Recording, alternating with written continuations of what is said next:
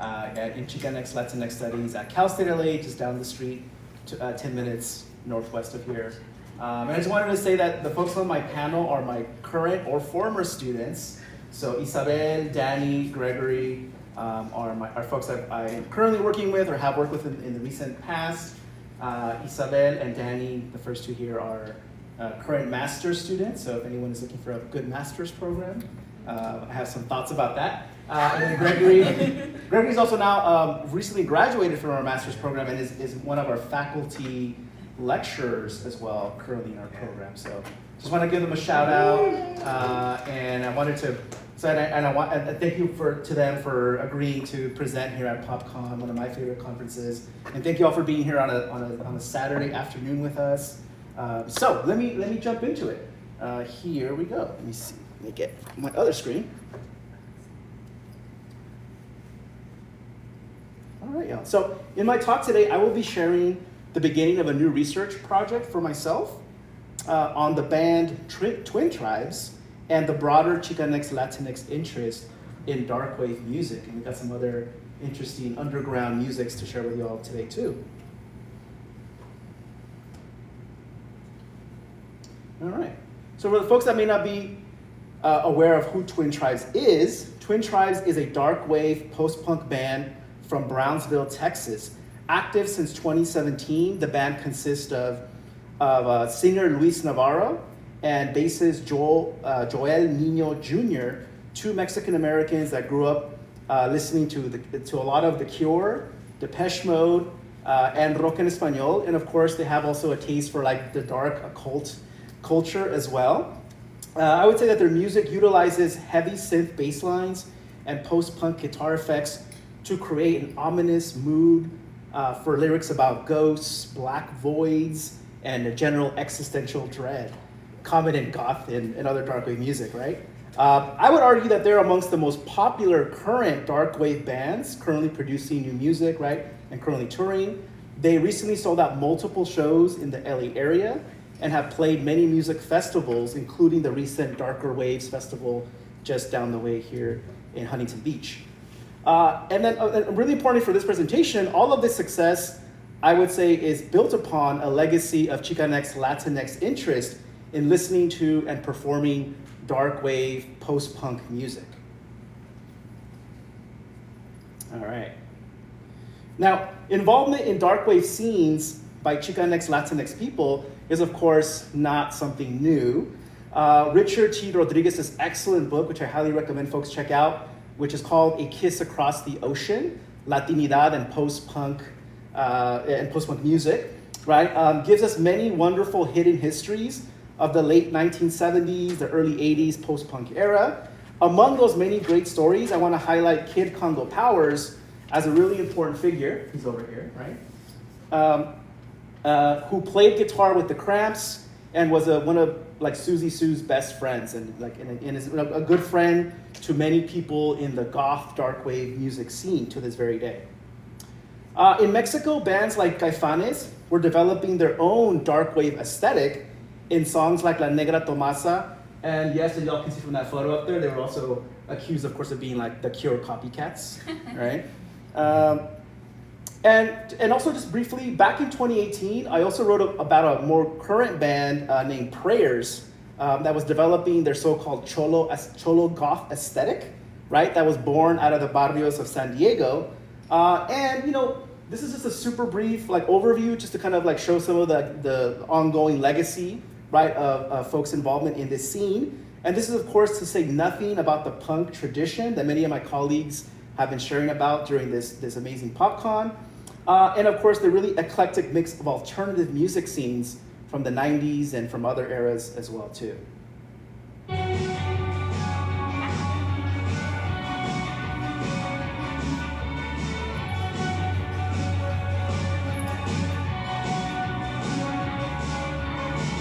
Sorry, that wasn't supposed to play yet. Okay. So all of this is to say, of course, that brown folks have always been a part of these scenes, and they have always been part of these scenes as music producers, as listeners, right, as audience members. Of course, and I would say, it's even become an internet meme now. We all have emo primos, right? And recently when I was talking to somebody about this project and my love of twin tribes, someone kind of just looked at me and was like, oh, you're a goth foo. Right? And of course, one really important place for goth foos, and I would say gender in a gender expansive term, has been the internet, right? To find other goth interested folks, right? And so pages on Instagram like Los Goth Co. promote club nights every weekend, and other pages like Hood Alternative on the bottom right corner open up space for Black and brown youth to see each other enjoying and participating, right, and being part of this subculture or this underground scene. Also, there's a lot of other stuff to explore there, but I just want to say, right, there's a really big, especially here in LA, a big thriving scene that's quite prominent online and locally in lots of different venues and clubs. And of course, this also doesn't even begin to account for our just kind of culturally specific love of La Santa Muerte, Dia de los Muertos, Brujeria, Elvira, right? In short, we are very goth people.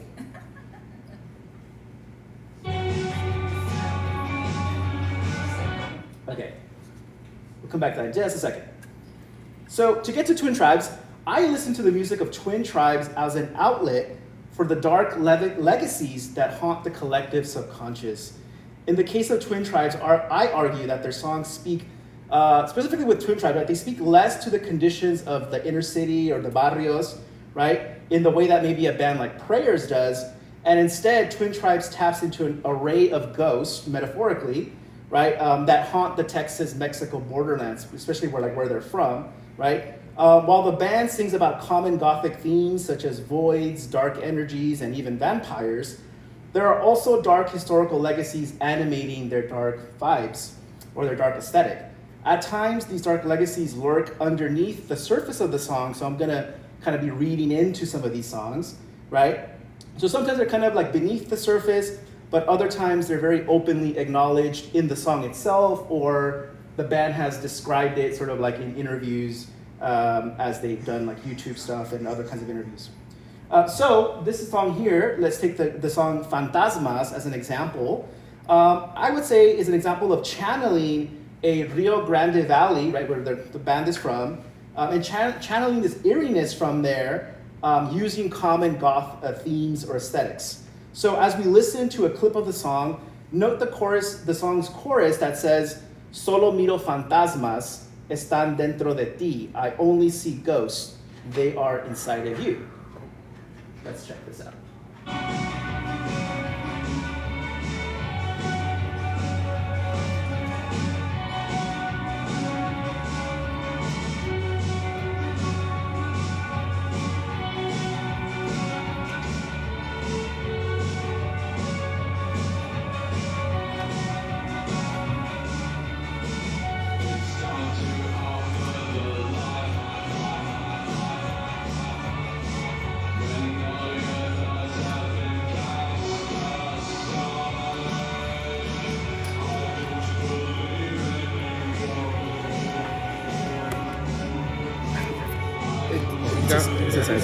Can you go higher on your laptop?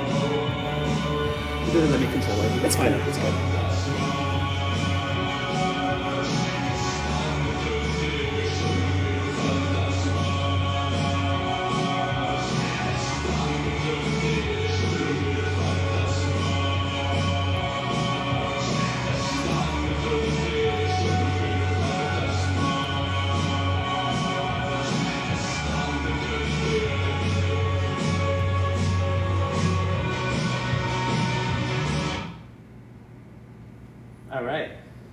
So beyond the unsettling visuals of a spooky-looking house filled with ghostly figures, I listen to Fantasmas as a metaphor for a violent borderland history that lurks in the shadows.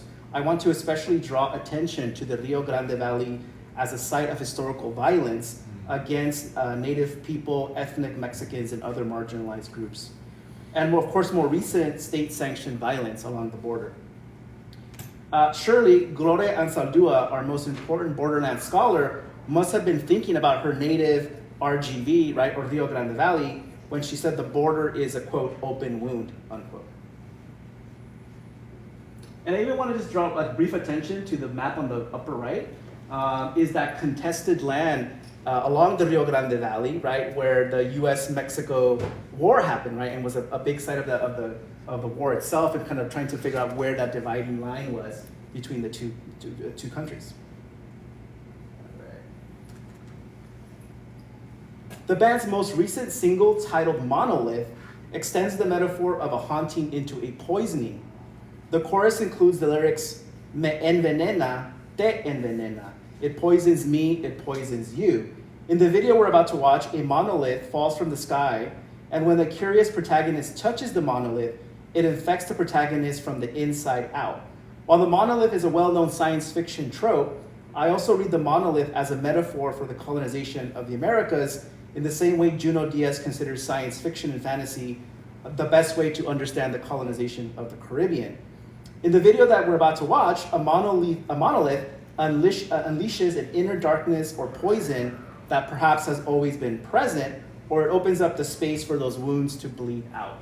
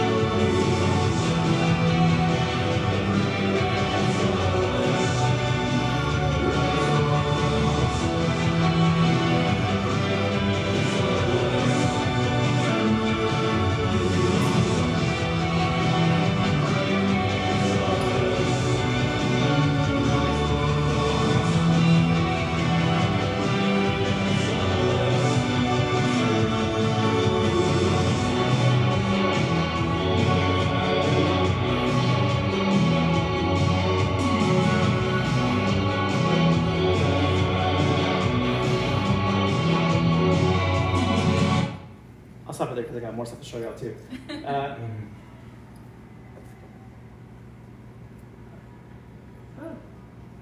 Not yet. Okay. So applying a gothic reading to Gloria Anzaldua's work, the monolith for me represents the tangible, visceral effects of the hauntings. Moreover, Anzaldua's idea of the Coatlicue state is described in her work as a painful process of confronting our inner dark contradictions, a process of despair and finding new visions of ourselves, kind of like we saw in the video. Now, this also does assume that the protagonist in the video is a representation of somebody that is like accessing or trying to work through this internalized violence of colonization, but I also do think a potentially like different reading is possible as well. So I think that's where this slide comes in, right? So instead, listening through a history of colonization, the white presenting protagonist in the music video may also invoke the goddess-like figure of Columbia, the female personification of America and its so-called manifest destiny. Many of us know this image by John Gass named American Progress. And so heard this way, Columbia's rose-colored lenses about American progress and civilization are stripped away by the monolith. The privilege of being able to look away or to not see the true cost of colonization is removed. And what we see then is the horror, the violence, and the darkness of American progress comes spilling out in the protagonist. Or at least that's my goth analysis so far.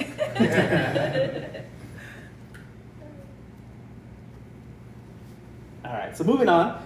The band, I would say, most overtly speaks to mining these dark legacies in a recent release of their latest album that came out a couple months ago, Pendulum, has their first fully Spanish language track that's named Sangre de Oro, or Golden Blood, that invokes the bloody history of ritual sacrifice in the Aztec mythology.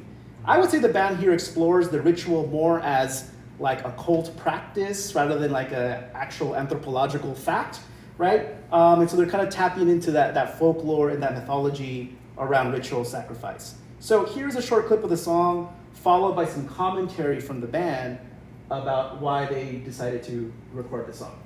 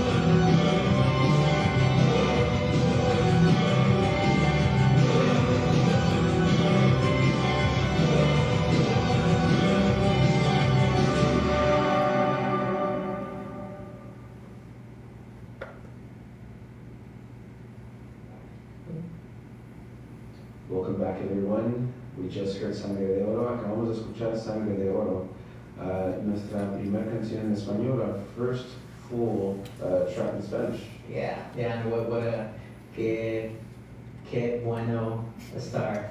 No, and what a fantastic thing for us to kind of unveil. Sangre de Oro, you know, like a lot of fans that always ask us why, you know, like, or can you do a full Spanish track?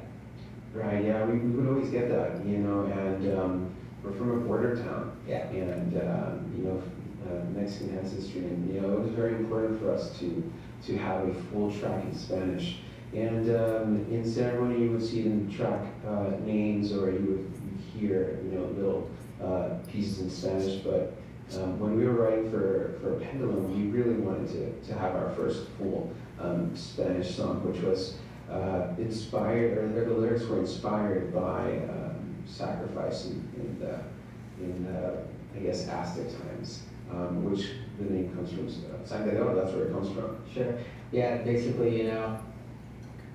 I'll stop it there. But my point is, right, that even the band themselves has started to openly acknowledge, right, some of their, how they're tapping into some of these darker cultural influences. And the other thing I wanted to mention to segue into the next thing before wrapping up is that the song itself, we all recall, what you just heard, very much to me sounds like an 80s rock en español song, right? And that's not an accident, right? The other, so that's the other kind of key thing here is that besides like the cultural legacies, the dark cultural legacies, they're also tapping into these dark musical legacies as well that I want to briefly touch upon. So the band also routinely pays tribute to the Darkwave legacies of rock acts from the Spanish-speaking world. Luis, the lead singer, who was born in Matamoros, Mexico, on the other side of the Brownsville border, cites bands like Caifanes as a major influence.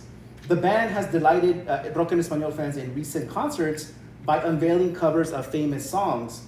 The first song the band covered was Hombre Lobo en París by La Unión, which is perhaps one of the most goth rock en español songs of all time. And most recently at their LA area shows, the band delighted fans with an unexpected cover of Tren al Sur by Los Prisioneros. And of course, as my good friend Jorge Lea's podcast, The Discursive Power of Rock en Español and the Desire for Democracy explores, the song Tren al Sur is a rock anthem for generations of Mexicans, Mexican Americans, and other Latino people here in Southern California. For listeners here in California and Texas, the song is recontextualized from its South American origin to one about migrating south to Mexico and other parts of Latin America, and a yearning to not be looked down upon, to be free and happy in a racialized US context. So, I wanted to play just a quick clip of that so y'all can hear what that cover sounds like. It's one of my favorite rock en español songs, and I think it's a fantastic cover.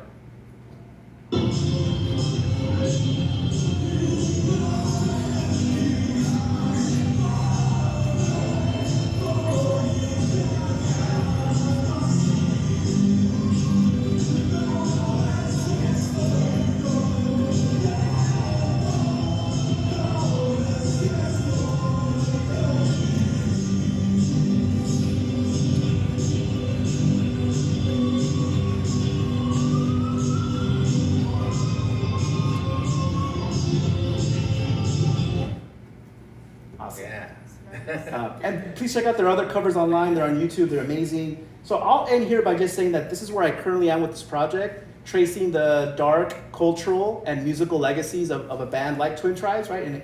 And continue to explore that. My next goal is to continue to document the local darkwave scene in LA and other cities, like the Rio Grande Valley potentially, or Mexico City, right? And I want to talk to more listeners. So, to conclude, if you're a goth foo, I need to talk to you. Thank you. Thank you all.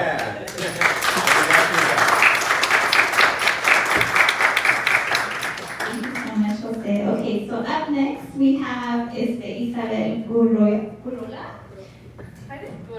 Gurrola, okay, got it. So I can't roll my R's.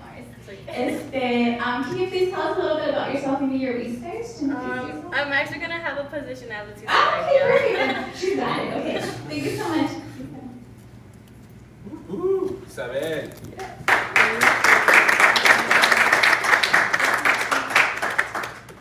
Isabel, you're going to tell us where you're going in the fall? I still don't know. Oh, okay.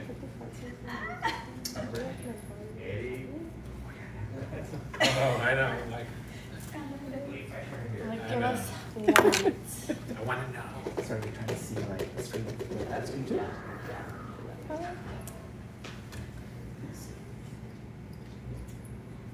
you see it? Can you click on it to see? Oh, you're gonna have to go like all the way over.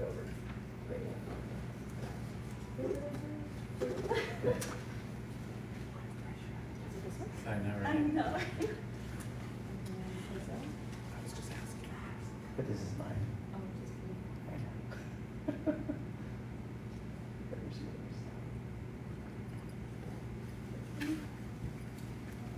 I didn't.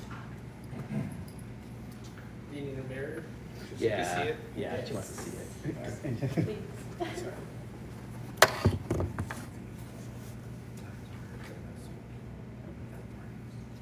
It's like a hit song. Yes. You kind of have to play it. The remixes with Pedagogy.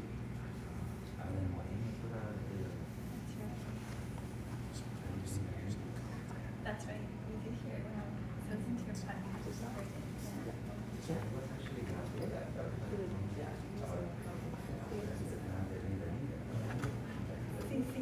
Yeah, hello everyone. This is my topic, Techno community and identity, exploring the subculture of underground raves in Los Angeles. And then this picture right here on the top is actually my mom's party crew from the 90s, so I'm gonna go into that. And then this is one of my favorite DJs. She's Texas-based, Liberatory, so I'll go more in depth in the next slides. So I like to start off with my positionality. So who am I and how I'm connected to the research. So I'm a product of South Central LA, and I like to acknowledge that USC is actually in South Central, and also before South Central that this is Tongva land, so I like to acknowledge that as well. I also grew up in Norwalk, so just moving between South Central and Norwalk my whole life. I'm a first generation Chicana Latina. I'm a mujerista, so a mujerista it's a term that my professor coined, Anita Revilla. Shout out to her, she couldn't be here, but she's actually on live. She defines this as a Chicana Latina, or Chicanx Latina X, as a feminist also who's committed to ending all forms of oppression or multi-dimensional forms of oppression. I'm also very known in the community organizer. A few of my friends in the back, community organizers, shout out to them. I'm a Scorpio. I'm a techno snob. A lot of people say that, so I just reclaimed it. That just means I know good music. And then I'm an academic raver. Me and Danny actually coined that term because we're always going to raves and then part of the academy. So it's just bridging academia and like the rave scene together. And I'm also the eldest daughter of my 4 little brothers, so I'm hoping they're on the live as well. So yeah, that's a little bit about me. And then this is a picture of one of my friends took. So that's me right there. Next slide. So a couple of vocabulary words I'm going to be using through this presentation are afters. So it's short for after party. So it actually just means underground rave. So if you hear me say afters or underground rave, it's the same thing. And then another theme throughout this presentation is plur. It just means peace, love, unity, respect. And then I did a little research, and Judy Park defines this as a space where anyone, regardless of race, class, gender, sexuality, is accepted. And I like to expand on that it's also an ideology and practice where people have patience and kindness and tenderness within each other. And I interviewed my mom too, so I go more in depth in that later. But she said that this term wasn't used back then, but it was more like a practice. So I think it's pretty cool that this ideology or this practice has been going on for like a couple of years now, more than like 30 years. So next one, my presentation lineup, which is my agenda, is the headliner question, underground raves, as framework overview, back-to-back methods. Back-to-back basically just means like 2 DJs going like back-to-back with each other, but the methods that I'm using, are they intertwined with each other, so I'm using back-to-back methods. And underground raves as legacy, and then key considerations for underground rave success, and then closing. So let's get into my headliner question. So how do underground raves affect modern society and disrupt existing power structures? So this is my overall headliner question.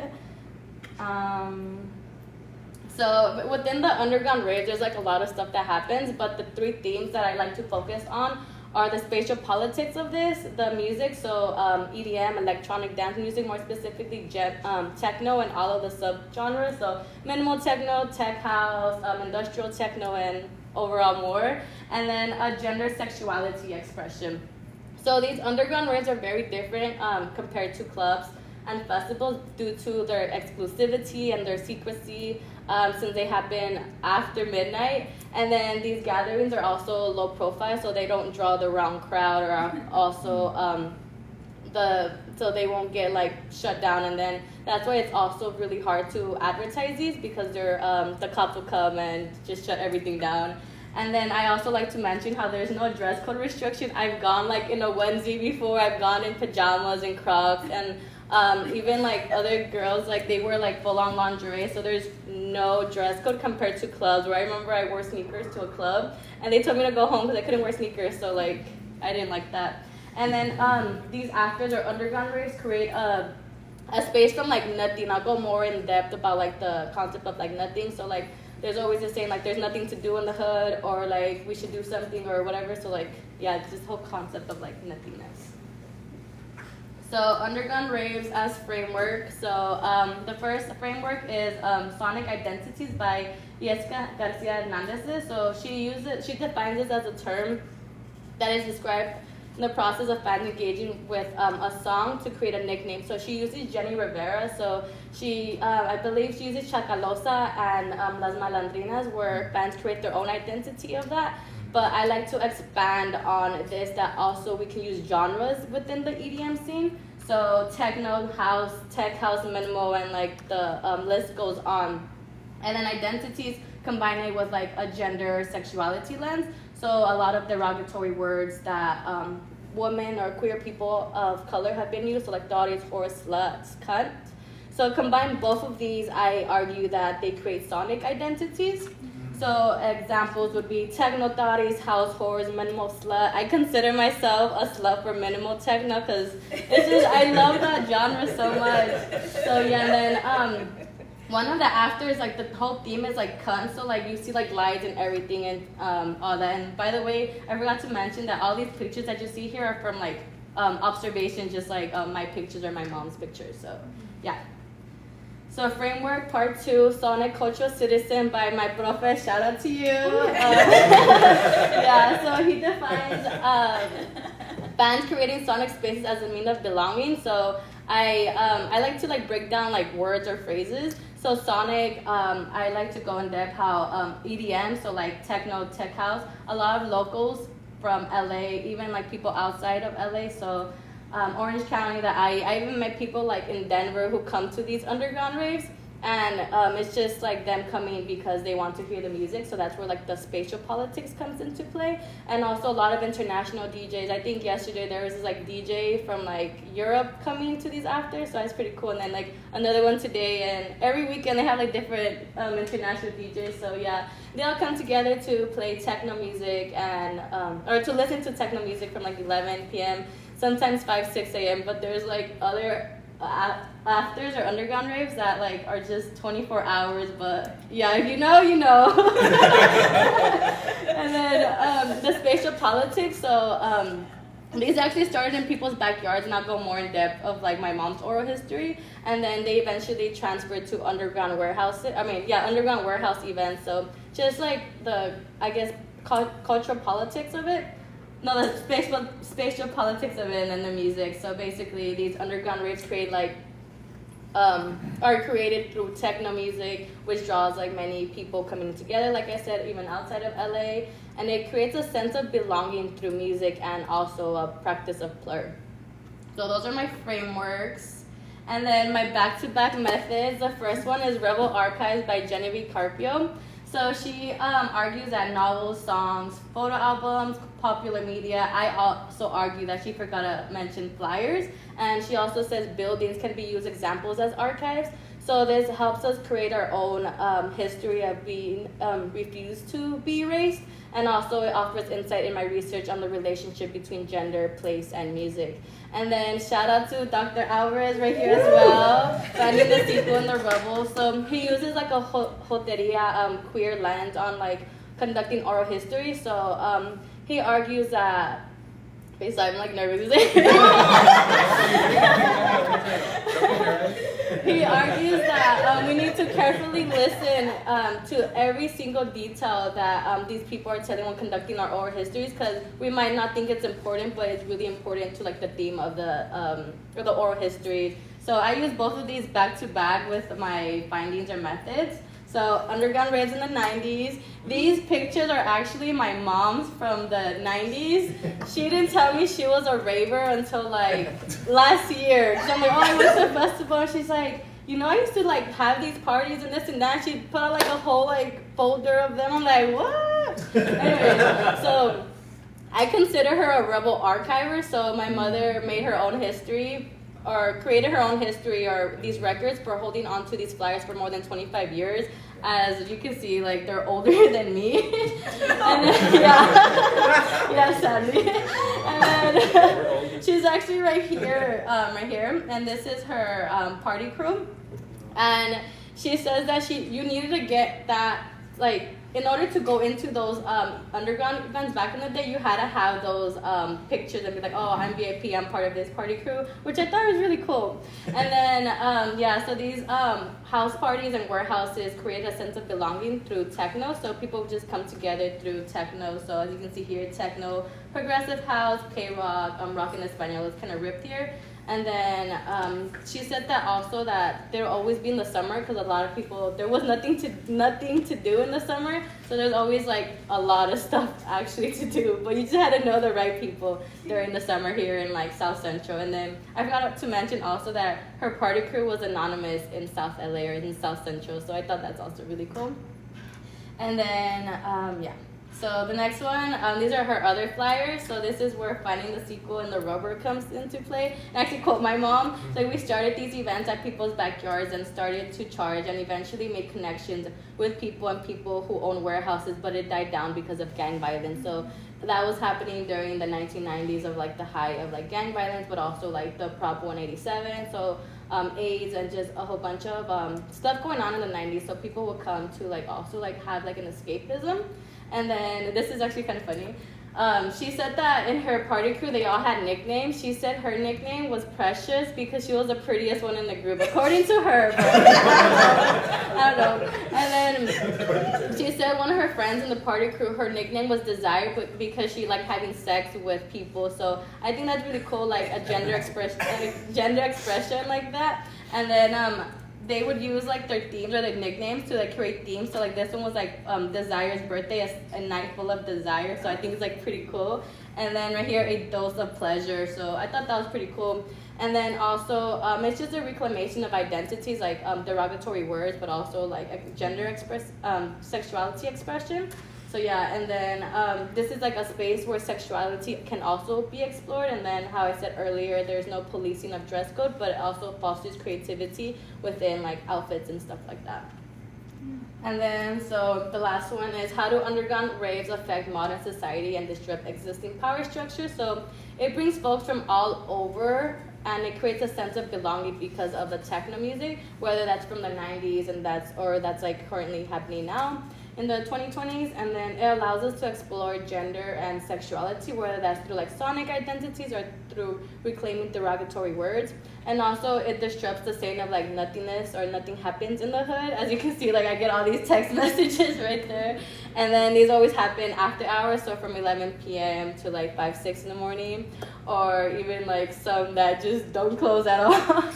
And then key considerations for underground raves. So it's really important to mention that there's drugs and alcohol that do take place in these afters. So even like after midnight, so it's really essential for you to go with like people that you trust. Practice plurs, so like be kind, have patience, be non-judgmental. Help someone if like you see them by themselves or if they're left alone. Check in with your friends. Usually when I go with Danny or with like other folks, we buy each other water bottles, or we're like we find each other. I like to bring a fan because they're warehouses and it gets really hot in there.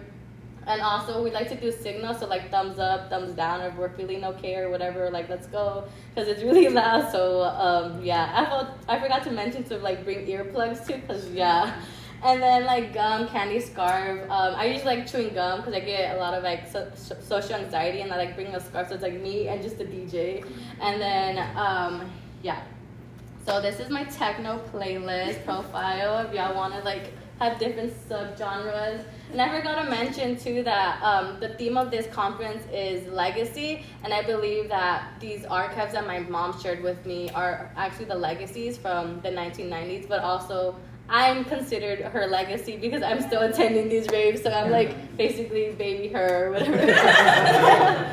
And then thank you. So any questions, comments, concerns, or chismes? Yes. How long have you been going to raves?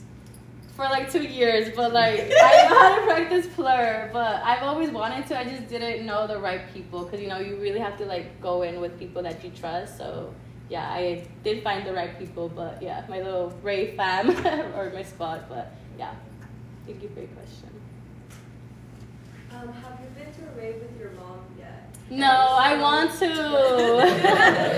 she says that she'll get tired with like walking, so I'm like, oh, okay. But I want to take her to a rave. And then I saw another hand back there. How often do you go to raves?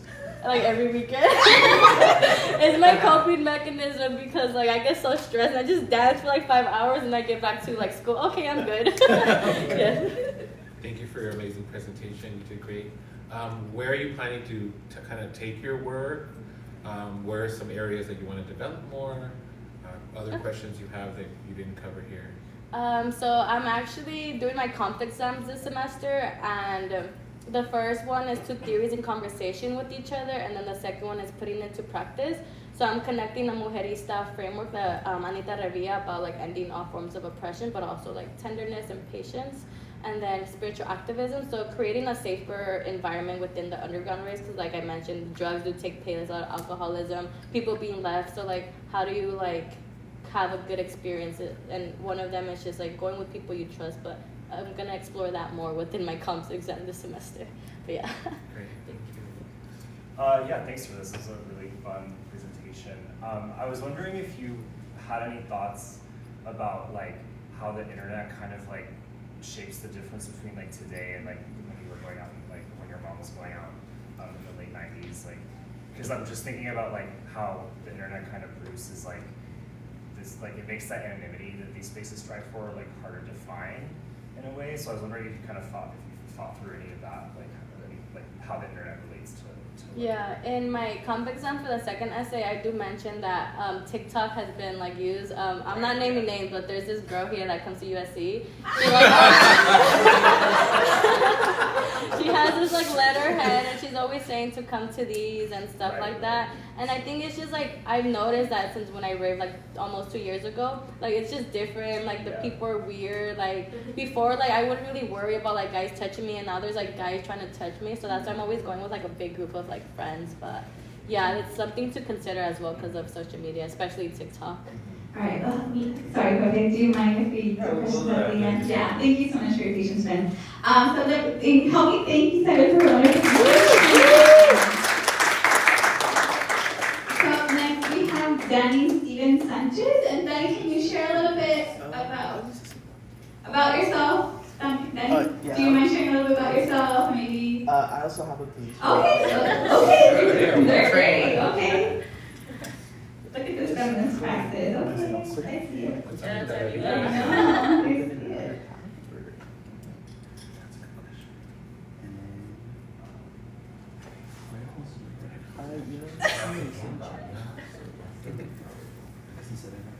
I still did that. I probably saw her mom at a party. It's from my genius. Probably. Yeah.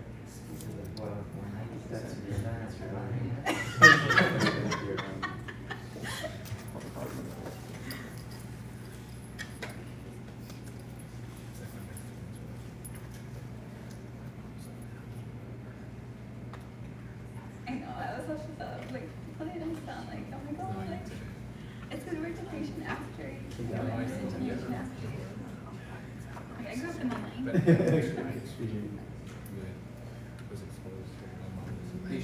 That's what I thought too. And I was like, I think it's like That's not what we're trying to do. Yeah.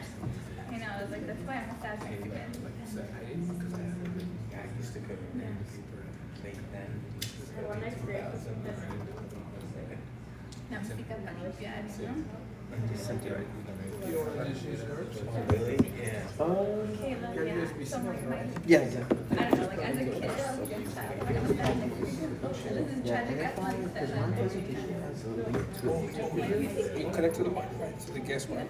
Oh, no, but my question was Is she really? Oh, that she is a Chicana. Now that we put mirror, everything that comes out here. Okay, you have. Yeah, I have cheese into it. Like she's coming to the bank. My sister used to work there. Really? Well, because my parents are big Bookies fans. You know. So you know how they was the one that discovered her eventually, right? So. Huh? Ice cream. Fue la más. ¿No sabía? No. But I can She what?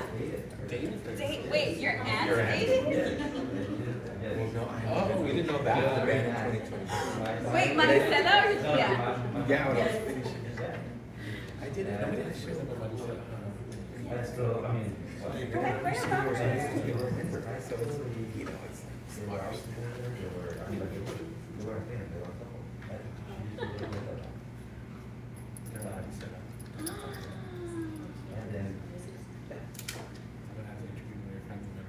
Get that stuff. Oh my god, you have to write about that. yeah. Oh my god, I'm like shut. Hi everyone, I want to first off thank everyone for coming. I appreciate like the crowd here. And I did want to also mention too, this is my first academic conference. So. Welcome. Thank you. But yeah, so moving forward, this is my topic. It's titled Sounds of Resistance and Counterhegemony, Dark Underground Music as Liberatory Praxis. So first off, positionality. My name's Danny. Legal name Steven Sanchez, but preferably Danny. I'm a first-generation Guatemalan college student. I'm a second-year MA candidate in the Latin American Studies Department at Cal Cible. I also have a BA in Sociology with a minor in Latin American Studies, and I'm active in both the LA and Inland Empire goth scenes, because believe it or not, there are goths in the IE as well. Yes. And I did also want to firstly introduce this topic I coined myself, right? That's me right there. But The name is Centam Goth, which is short for Central American Goth, and kind of in the creation, like I realized that there isn't really much representation as Central America having like a Gothic fan base, or even people like active, even if there are Central Americans in the Goth scene, they aren't necessarily recognized or acknowledged. But it's kind of like a means of recognizing that our relationships with our bodies, relationships, and the earth has been disrupted by economic policies that dehumanize us at every aspect of society. But recognizing that there is power, it's power and a creative outlet in the dark, or recognizing death is beautiful. So first off, don't worry about like all the text, there's a lot. But in terms of like the historical setting, I did want to like set it up as well, because Latin America has been a region plagued by colonialism and imperialism. It's still very much ongoing. There's a lot going on right now, especially in Central America. But it's a region that's been plagued with genocide, civil wars, state-sanctioned violence, and neoliberal policies that continue to exploit the region. And this is transferred over into many having to migrate to Western nations and needing to navigate hostile environments. But despite all that, there is a bright side. There's been a long lineage of art and music being used as a means of resistance, and legacies of resistance persevere and continue to this day. Yes. But so intro statement to the problem, right? So again, going back to how societal power structures manifest in the music industry, and this has caused queer Latinx artists to navigate racism, sexism, and a for-profit music industry that seeks to exploit their creative essence, right?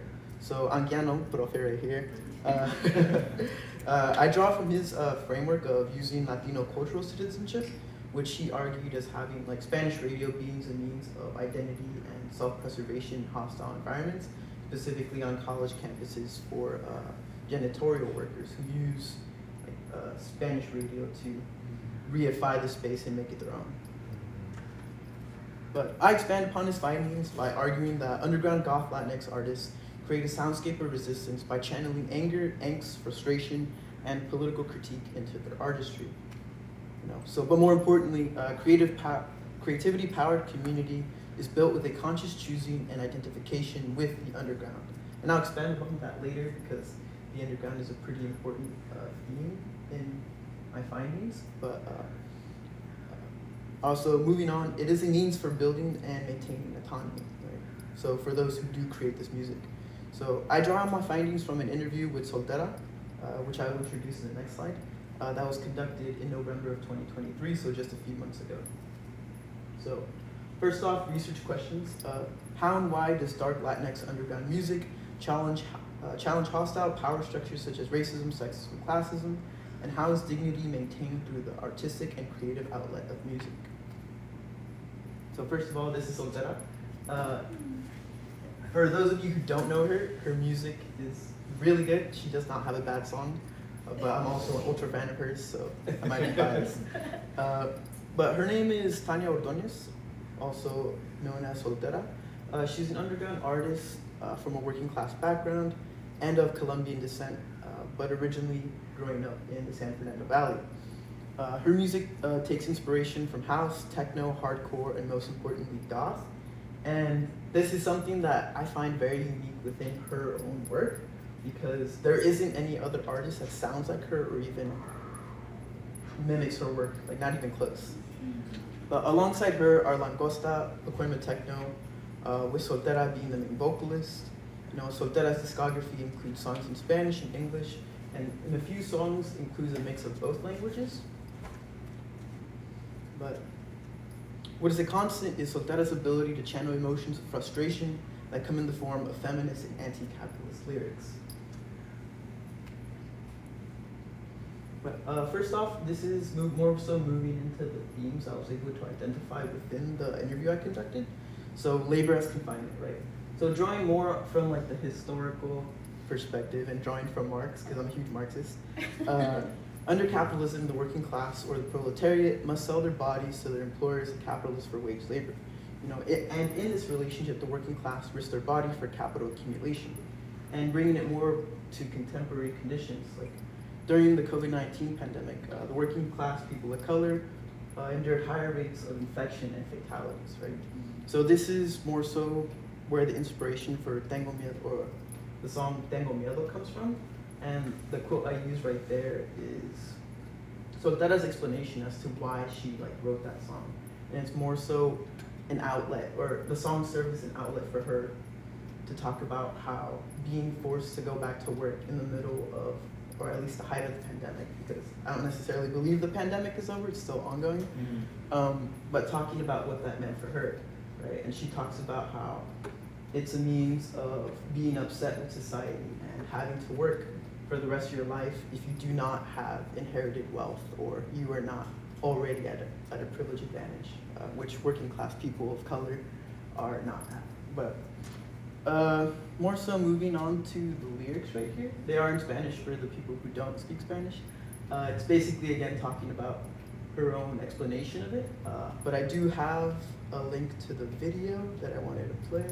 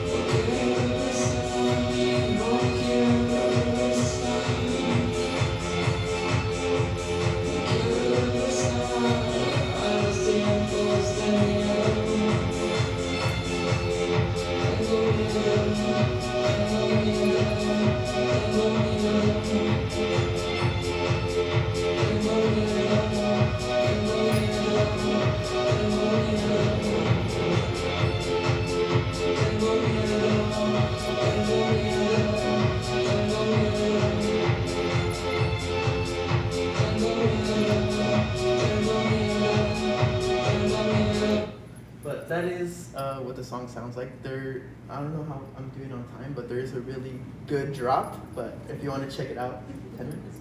Okay, yeah, I'll play it then. Cool jam.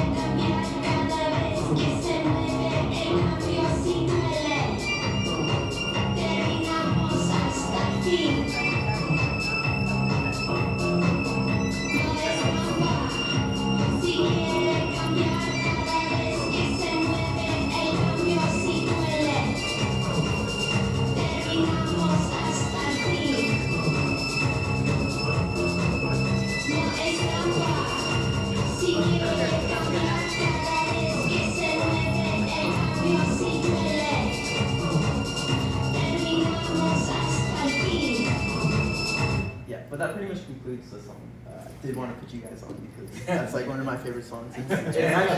It's actually the first song I ever heard by her.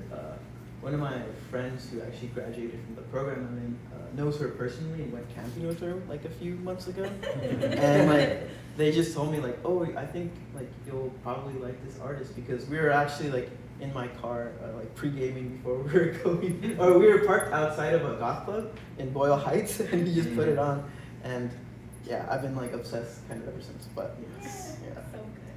Cool. But yeah, that is the song.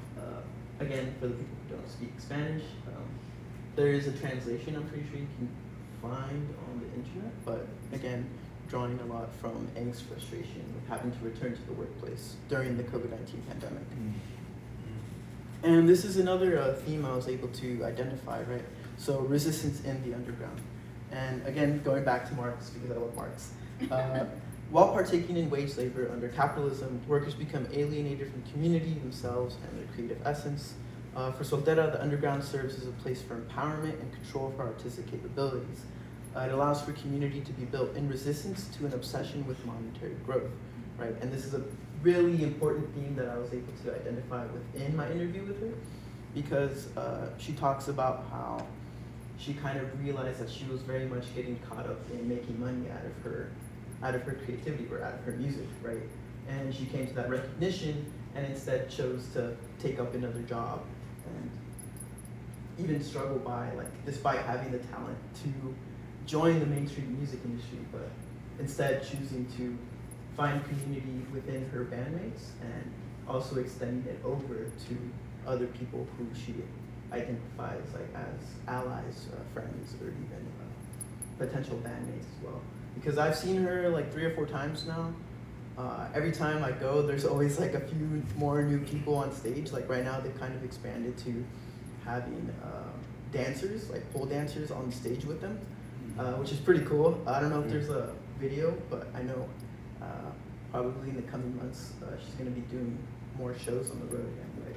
But more so going back to what it means to be underground, right? So for Soltera, it means resisting capitalism. It means not forming or conforming to a certain way that people want her to be.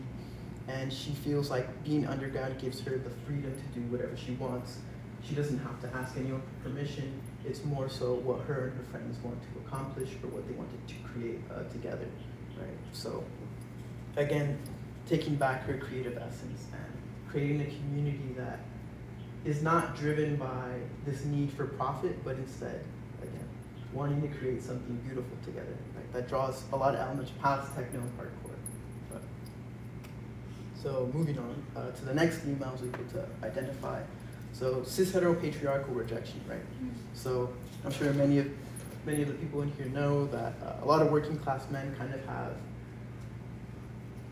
a desire to reclaim power because under the current social order, they're disempowered through their work, socially, politically, and economically. So they use women as a means to reclaim that power.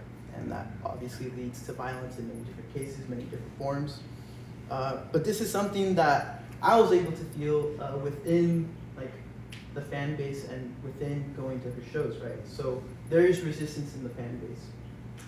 And one of the quotes I draw from here, she says, there's a lot of queer non-white people always in the crowd that are the ones at the front who are really the ones like, drawing the most energy and going the hardest. She feels that they really resonate with what she talks about. They resonate with her hatred against men, which is very justifiable. But they understand what she's talking about when she invokes these lyrics that allude to sexism, classism, and capitalism being very oppressive figures in everyday life, right? And interestingly enough, I think the first show I ever saw her at, it was at the Lash in downtown LA. And there's another artist she was performing with, Pelada, who's from Toronto. And one of the first things they said, that like, if you're a straight white male, we want you to go to the back. And then I was at the front and I didn't know where I fit. So I was just like, okay, I guess I'll go to the middle. But,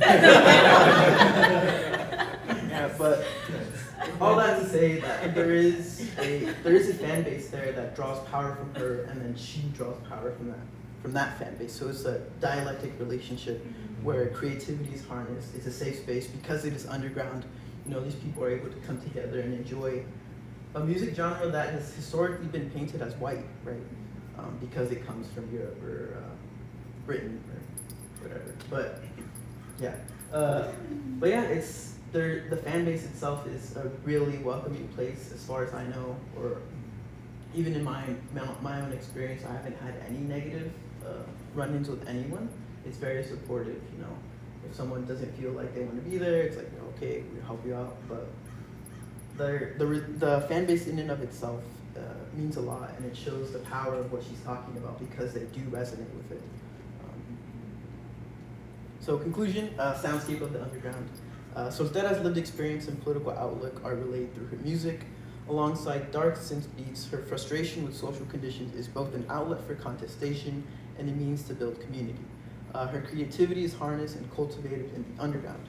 Gender and sexuality power a sonic community that perseveres despite societal hostility, and dignity and identity are preserved through her cultural production. That pretty much concludes. I don't know if there's any questions. Well, wait till the end because we kind of wrap up, but we have one more presentation. Thank you, Dan.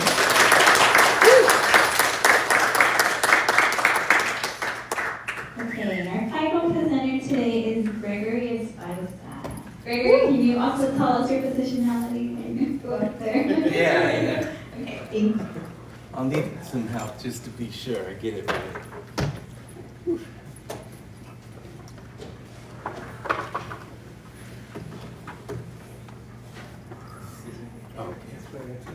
Thanks so much, Dan. I know, that's so good.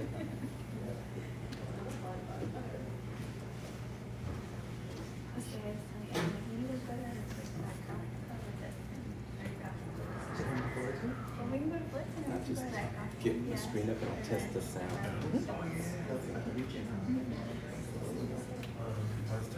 Danny, have you ever been to these gothic cumbia events? Where? Like, they're all over the place, right? Because they're always like rotating. Like, there's one coming up at the region soon. This one's connected. Yeah, I want to say it's the same. Yeah, like the end of the month, yeah. Refresh. Yeah, look, if you follow Los Gothicos, they've been posting about it. Yeah, so they're the ones that host that party. Yeah, it's fun. We went to the one in Savannah. We went to one. It's like it's better. I just saw that in dance to cumbia. I'm more close to goths. I can. I want to see this. You don't even care. Everybody's just like, whatever. But I think last time, Yeah. it was more goth than I would say than yeah, huh? Or what do you think? It was kind of, yeah, because you got like an hour of like yeah, and then like an hour of goth music, yeah. But you should come with us, it's like cumbia, español, and the Raves. You should come too, no, in Sanchez. No, the last one we went to was in Santana. It's really close to the LATC, if you know where that is. Like, it's like half a block away from the LATC. But this is not nocturno, right? No, I think it's hosted by Los Gothicos. Yeah. Nice little horns. It's a big party every yeah. Okay.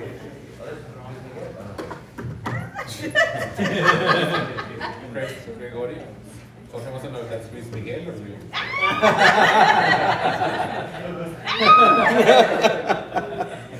All right, all right. No, seriously. Well, how's everybody doing? How's everybody doing? Good. You doing good? Yes. Could everybody use about a shoulder massage and a back massage and everything right about now, right? Let's clap for that idea. I think it's like, I mentioned that idea because obviously everybody gets stressed out when we do these things. But I get into this idea of respiriting songs, and so like even just thinking of that idea, like it just plants the idea and it brings a lifting of your spirit. And so that's part of this thing that I do with songs. But my name is Gregory Esparza, and this is the second time I'm talking about my work, my thesis. I just finished last year. I got to present in the fall, and so I'm thankful because the ideas keep coming, you know what I mean? And so respiriting songs, harmonic consciousness is my expansion to the idea of third space and the Pantla. And so I'm using my personal story, Autohistoria Teoria, which is Anzaldúa as well. I draw lots from Gloria Anzaldúa. And I'm gonna critique the music industry and then try and get to this